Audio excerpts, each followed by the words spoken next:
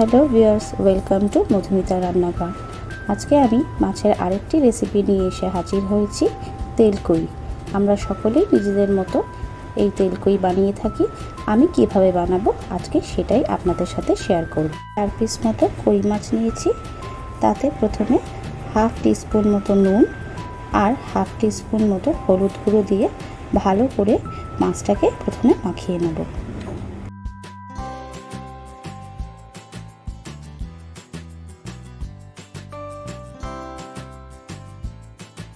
এখানে কড়াইতে আমি বেশ কিছু পরিমাণ সর্ষের তেল নেব, কারণ তেলকুইতে একটু তেলের পরিমাণ বেশিই লাগে।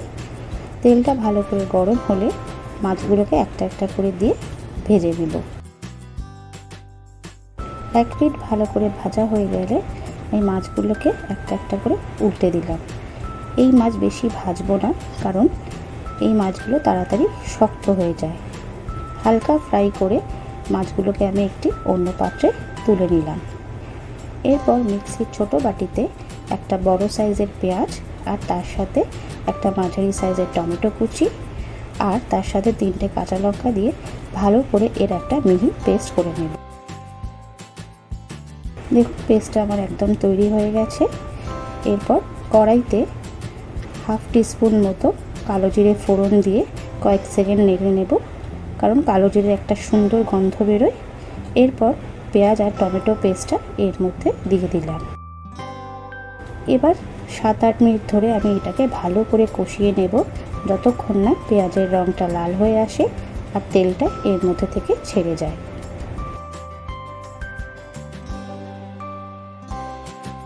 7-8 মিনিট ধরে পেঁয়াজটাকে ভালো করে আমি কষিয়ে নিয়েছি। এরপর এখানে আমি মিক্সির ছোটো বাটিতে 1 টেবিল স্পুন মতো গোটা জিরে আর তার সাথে কয়েক কুচি আদা আর 2টো শুকনো লঙ্কা দিয়ে ভালো করে মিহি করে একটা পেস্ট তৈরি করে নেব। দেখুন, পেস্টটা ঠিক এইরকম হবে। সেই পেস্টটাই আমি এই পেঁয়াজের মধ্যে দিয়ে দিলাম। পেস্টটা দেওয়ার পর 5 মিনিট মতো এটাকে আমি কষিয়ে নেব। তারপর এক এক করে বাকি মশলাগুলো এর মধ্যে দিয়ে দেব।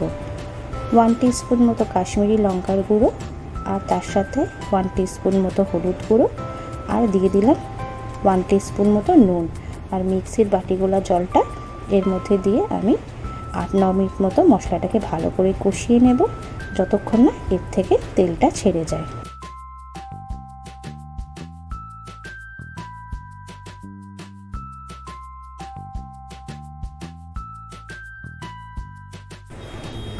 টেস্টটাকে ব্যালেন্স করার জন্য আমি এখানে 1 টিস্পুন মতো চিনি দিলাম আর তার সঙ্গে 2টো কাঁচা লঙ্কা দিয়ে ভালো করে মশলার সাথে চিনিটাকে মিশিয়ে নেব।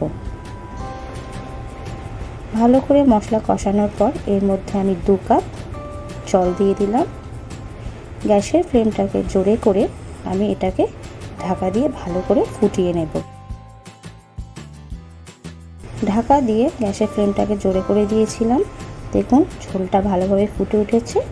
এরপর একটা একটা করে মাছ আমি এর মধ্যে দিয়ে দিলাম। মাছগুলো দেওয়ার পরে এবার গ্যাসের ফ্লেমটাকে লোতে রেখে এটাকে আমি রান্না করব 10 থেকে 15 মিনিট।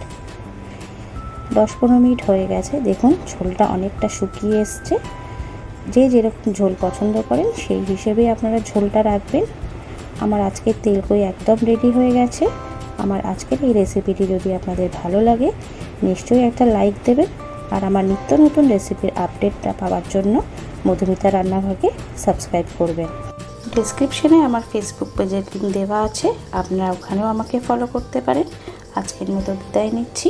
দেখা হবে নতুন কোনো রেসিপি নিয়ে।